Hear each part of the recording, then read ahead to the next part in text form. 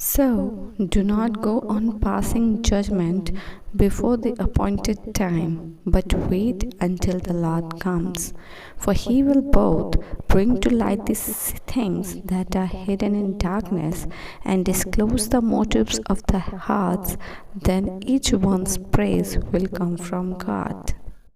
इसीलिए जब तक प्रभु न आए समय से पहले किसी बात का न्याय ना करो। वही अंधकार की छिपी बातें ज्योति में दिखाएगा और मनु के अभिप्रायों को प्रकट करेगा। तब परमेश्वर की ओर से हर एक की प्रशंसा होगी। जीवित परमेश्वर, जैसा तेरा वचन कहता है कि तेरा वचन और तेरा ज्ञान हमारे कदमों के लिए दीपक है और हमारे जीवन के लिए मानो वो ज्योति जो अंधकार में नहीं रखती परंतु उजालमय कर प्रकाश से भरती है। तेरा ज्ञान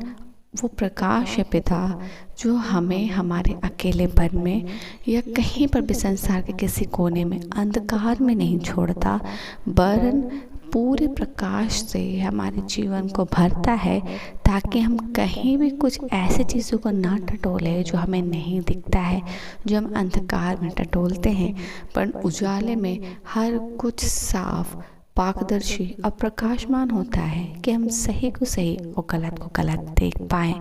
हम धन्यवाद देते हैं कि ना कि तू सिर्फ परमेश्वर हमारे जीवन की गथों को जानता है, परंतु हमारे विवेक को भी परमेश्वर अनुशासित करता है कि हम आत्मिक रीति से तो उन्नत करें, पर कहीं पर विवेक में भी दोषी ना ठहरे। परमेश्वर तो हमें उन परिस्थितियों में भी गुजार कर लिए चलता है और प्रिकॉशन के लिए उन परिस्थितियों को सिखाता है कि अगर ये परिस्थिति आए तो क्या करना। हम धन्यवाद देते हैं पिता, क्योंकि बहुत बार हमारे जीवन के चाल चलन में, ये जीवन के इनकाउंटर्स में और गेटिंग अलॉन्ग विद पीपल में बहुत बार ऐसी सिचुएशंस पे आती हैं जब हम विश्वासी होके, परमेश्वर के डरवैये होके, परमेश्वर के अनुशासित बच्चे होके गलतियां कर जाते हैं जो कोई और विटनेस नहीं करता है पर यहोवा देखता है। हम धन्यवाद देते हैं कि हम किसी को जज कर कर पाप में गिरें उससे पहले तो हमें अपने दाहिने हाथ बढ़ाकर निकाल लेता है कि हम ये गलती ना करें। हम धन्यवाद देते कि कोई हमारे लिए बुरा भी करे तो भी तू कहता है कि तू रुक जा, धैर्य रख, उसका न्याय ना कर, क्योंकि सही समय में यहोवा उसका न्याय करेगा और उस समय ही वह सारी बातों पर प्रकाश डालेगा और जो सही प्रशंसा आएगी वह परमेश्वर की ओर से आएगी। हम धन्यवाद देते हैं क्योंकि ये डेली रूटीन में होता है पिता कि जब हमारे लिए कोई हमारे विरुद्ध गलत कार्य करता है, हमारे लिए गलत युक्ति करता है, हमारे लिए गलत बातों को बोलता है, तो हम उसे जज करने लगते हैं। हमारे जीवन के अनुभव में हम सही भी रहते हैं तो भी हम सही होने के बावजूद किसी का न्याय ना करें, किसी के लिए बुरा ना बोले और ना ही न्याय में हम इन बातों को रखें कि भविष्य में उनके साथ क्या होने वाला है। अपने बैड विशेस को हम किसी को ना दें,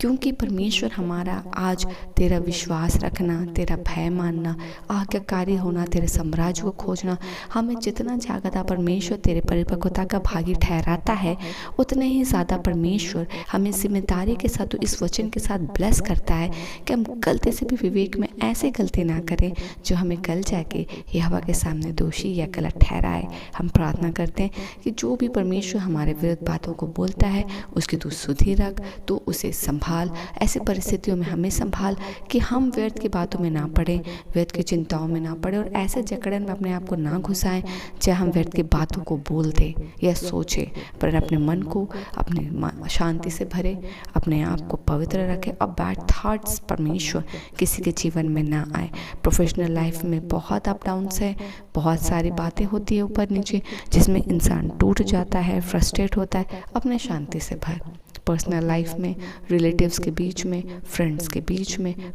पढ़ाई के दौरान कॉम्पिटिशन्स के बीच में फ्रस्ट्रेशन आता है, कंपैरिजन आता है और उसके वजह से मुंह से जजमेंट्स बात भी निकलते हैं। एक एक के सुधि रख, अपने शांति से भर और हियाव दे कि हर कोई अपने परिश्रम का पूरा पूरा फल पाए और पूरी रीति से पिता सिर्फ तुझ पर निर्भर होने को पाए। आज के दिन के लिए हम तुझे धन्यवाद देते हैं, तेरे प्रकाश के लिए हम तुझे धन्यवाद देते हैं, रात्रि की बेला की सुरक्षा के लिए हम तेरी स्तुति करते हैं पिता। मुझे, हमारे सारे परमेश्वर, हम सारे भाई बहनों को और हमारे परिवार के सदस्यों को सबको सुरक्षा प्रदान कर, हर कोई अपने घर से सुरक्षित निकले, कामों को जाए, गंतव्य स्थान को सुरक्षित लौटे और हर एक के लिए आज का दिन यीशु में आशीषित हो। धन्यवाद देते हैं, इन सभी प्रार्थनाओं को आपकी विधि में समर्पित करते हैं, आपको धन्य कहते और इन सारी प्रार्थनाओं को मांगते पिता। दयानुग्रह सुनिए, स्व के राज में ग्रहण कीजिए यीशु के नाम से, आमीन।